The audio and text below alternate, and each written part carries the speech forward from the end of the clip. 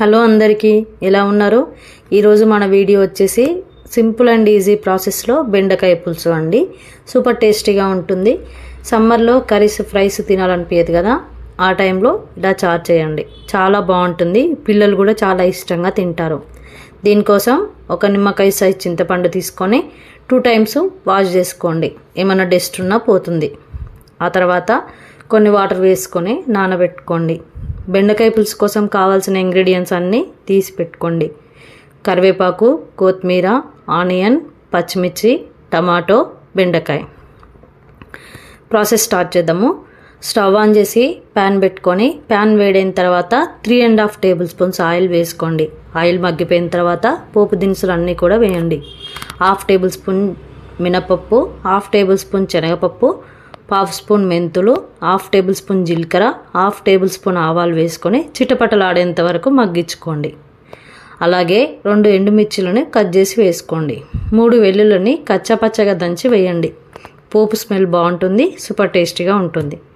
మెంతులు వేయడం వల్ల చాలా డిఫరెంట్ టేస్ట్ వస్తుంది, చాలా బాగుంటుంది. ఒకసారి ట్రై చేయండి.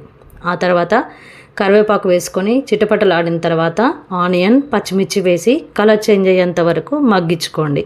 ఆ తర్వాత 1 tablespoon పసుపు వేసి కలిపి మగ్గించుకోండి ఒక 2 minutes.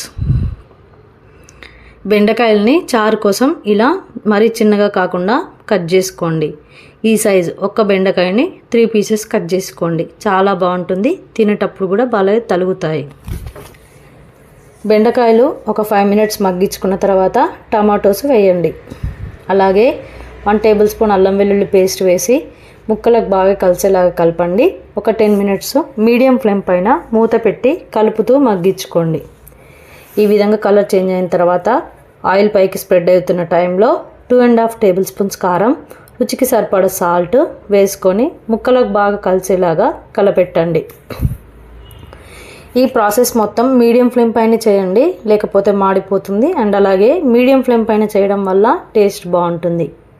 ముందుగా నానబెట్టుకున్న చింతపండు రసం తీసివేయండి. అలాగే మీ కన్సిస్టెన్సీ ప్రకారం వాటర్ యాడ్ చేయండి. ఇక్కడ నేనైతే 1/2 glass వాటర్ యాడ్ చేశాను. వాటర్ యాడ్ చేసిన తర్వాత మూత పెట్టి మీడియం ఫ్లేమ్ పైన ఒక 10 minutes మగ్గించుకోండి. ఈ పులుసు అనేది మరుగుతున్న టైంలో 1 tablespoon ధనియాల పొడి వేసి బాగా కలపండి. అలాగే 1 tablespoon ఎండు కొబ్బరి పొడి వేయండి. ఇలా కొబ్బరి పొడి వేయడం వల్ల టేస్ట్ బాగుంటుంది, చిక్కదనంగా ఉంటుంది. అలాగే కొత్తిమీర వేసి మరొకసారి కలిపి ఒక 5 minutes మగ్గించుకోండి.